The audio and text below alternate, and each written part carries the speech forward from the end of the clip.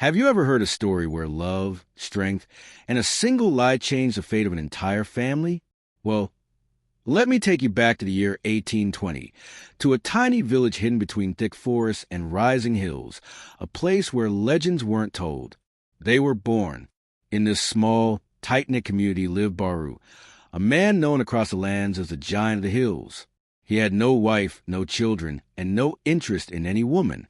His only love was the battlefield, the only thing that made his heart race. But tell me, do you believe even the strongest warriors fall when the right person appears? One afternoon, while the villagers gathered for the harvest festival, Baru saw her. Nara, a woman who could lift sacks of grain heavier than most men, who spoke with fire and walked with purpose. She challenged him, not with weapons, but with her spirit. From that moment, Baru felt something unfamiliar. His heart stumbled, and he said to himself, "That is the woman I will make my wife." But fate tested them before love could bloom. A mighty lion strayed from the forest and pounced into the village.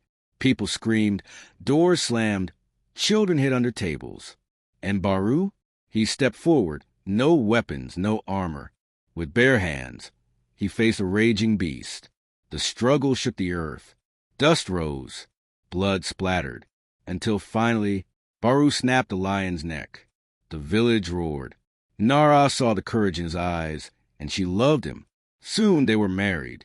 Months later, Nara became pregnant. But war called Baru once again. Before leaving, he held her belly and said, "If this child is a boy, he will be a warrior like me." Those words pierced Nara's heart. She did not want her child to walk the path of blood and battles. So when she gave birth to a boy, she lied. She sent a message to Baru. "Your daughter is healthy." Do you think she was wrong? Or was she protecting her child? Years passed. Baru never returned. The war dragged on endlessly.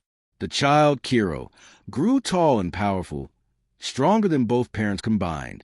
People whispered that he punched like thunder and ran like a storm. At 15, destiny came knocking. A massive bear attacked the village. And just like his father years before, Kiro faced it alone and killed it. The villagers gasped. How can a girl child possess such strength? The truth clawed at Kiro's mind. Who was he really? Kiro packed a small bag and left the village. He needed answers.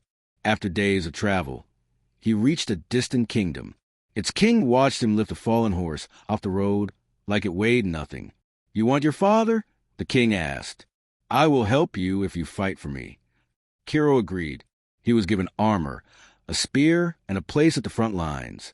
The battlefield thundered with footsteps as both sides charged. Kiro sprinted forward, fearless.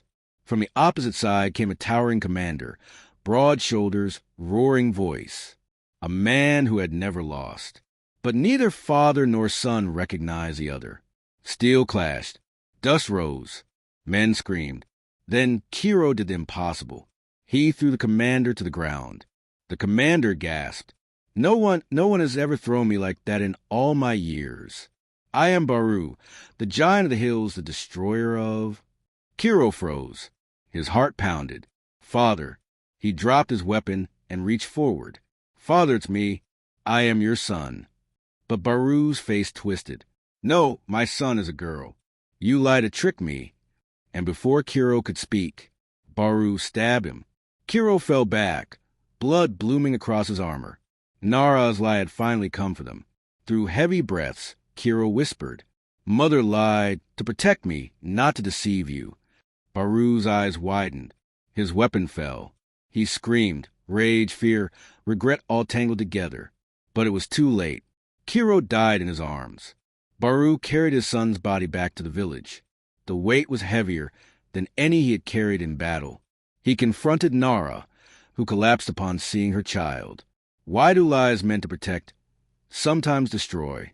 The village buried Kiro under the great oak tree. Baru never returned to war again.